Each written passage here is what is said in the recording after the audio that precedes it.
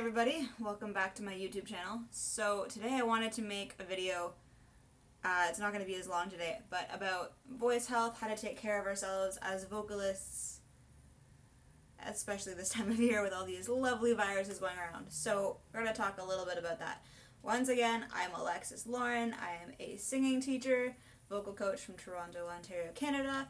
So if lessons are something that interests you and you're kind of bored in your spare time, etc., hit me up on Facebook or Instagram and we can do some online lessons if you like. So, first things first, taking care of ourselves as singers is really important. So first things first, keeping hydrated, drinking a lot of water. I drink a lot of tea. It's really good to drink warm beverages because they hydrate your vocal cords.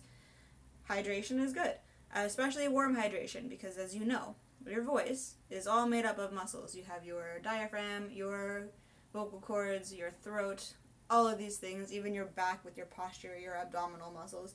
You want to keep them all warm. So that's often the case is we'll do, some stretching and things like that as we're singing and warming up. It's really important to, warm yourself up. So drinking lots of warm beverages, staying hydrated, eating right, trying to avoid spicy food. It's abrasive on the throat because it's spicy. So that kind of heat, maybe not so great. I love spicy food though, so don't expect me to give that up. So, the most important thing though, as a vocalist that we want to remember is correct breathing. It's really, really important to breathe properly. What we don't want to have is the incorrect amount of air passing over our vocal cords. If you've ever gotten your hand wet and then let it dry by blowing on it or anything like that, you'll notice that your hands feel really, really dry afterwards. Especially with cold air. So when we get things wet and then let them dry, so if you have chapped lips, so that chapping is from having moisture and then letting it just dry away with the air. And it causes flaky skin, chapped lips, all of that stuff. The same thing happens to our vocal cords to a lesser extent. So we want to avoid passing a lot of air over those vocal cords because that will cause dryness and a kind of not great sort of chapped feeling of the vocal cords. We don't want that, as vocalists especially. Not cool. So there's a way to breathe properly so that we're supporting our voices, so that we're singing healthily, so we don't have a ton of air passing over our vocal cords. It should be mostly muscle that you're using. So what we want to do is learn to breathe. So that's what I'm going to teach you today. I'm going to teach you how to breathe. And know we're all humans. We all know how to breathe. We got that. But when we're singing, we have to keep our breathing intentional, and we have to breathe into the right spot. You're not just, breathing like you would when you're talking, every time you run out of breath, just, and I'll pick up later. So when we're singing, we want to keep our breathing intentional and make sure that we're doing it properly. So this is how you do it. So like you're breathing in through a straw. And as you're breathing, your stomach should sort of push out. And then as you're exhaling, your stomach will deflate. That's your diaphragm and your abdominal muscles making room for your lungs as they expand.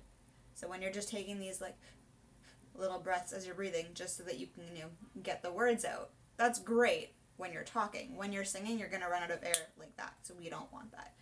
So what we're trying to do is activate our diaphragm and activate our abdominal muscles so that we can push the sound out using just a little bit of air, but mostly muscle. So here's what we're going to do.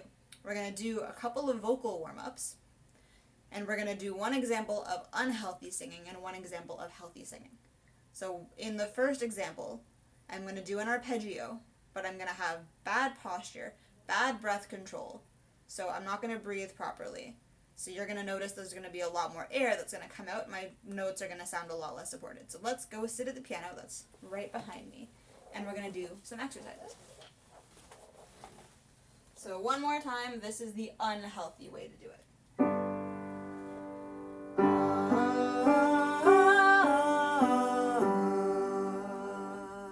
So I don't know if you could hear that, but there was a ton of air passing over my vocal cords right there. I could feel it. It almost felt like I was exhaling the entire time. Not really what you want. So we're going to do it again. We're going to do the same exercise, but I'm going to sit up straighter. And I'm going to take a good breath this time, and you're going to notice the difference.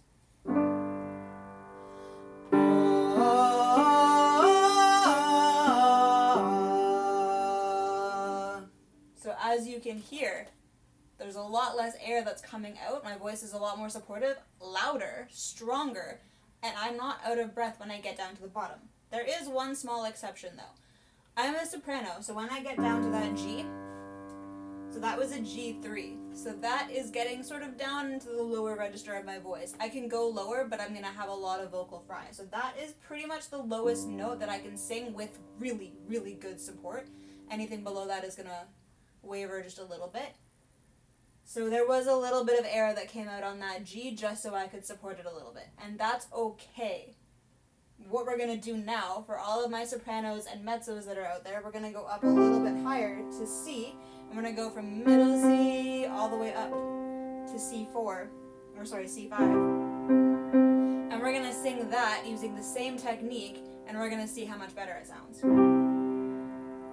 First things first, bad technique. I'm going to slouch and I'm not going to breathe.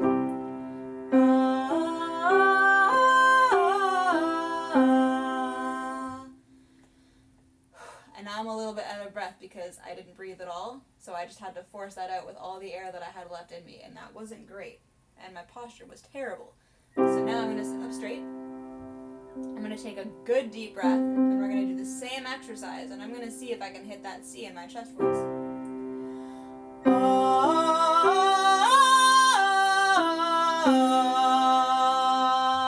So with that, I'm not out of breath now that I finished. I was supported. I managed to hit that C5 in my chest, which I usually can, and it felt good. So that's what we want as singers. We want to make sure that our breathing is good, that we have enough air supply in our lungs, that our diaphragm and our abdominal muscles can engage to push the air out, versus just using our air and our breath to the air out. We don't want that.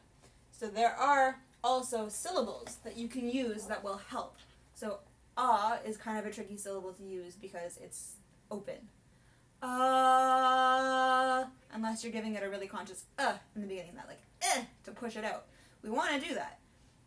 So when we're singing in a choir, for example, the syllable H, that we will often not emphasize it because we want to make sure that we don't sound breathy and airy. So syllables that are really good are any closed syllables. So N, M, anything like that is really good. So my favorite syllable to use when I'm doing arpeggios like that is na. So na will help to push out as little air as possible, not a ton of air passing over the vocal cords, and you'll stay supported throughout. So that was today's video about taking care of your voice and breath support. I hope you all have a great couple of days. I'll try to make another video tomorrow. We'll see how that goes. And yeah, stay healthy. Take care, everybody. Bye.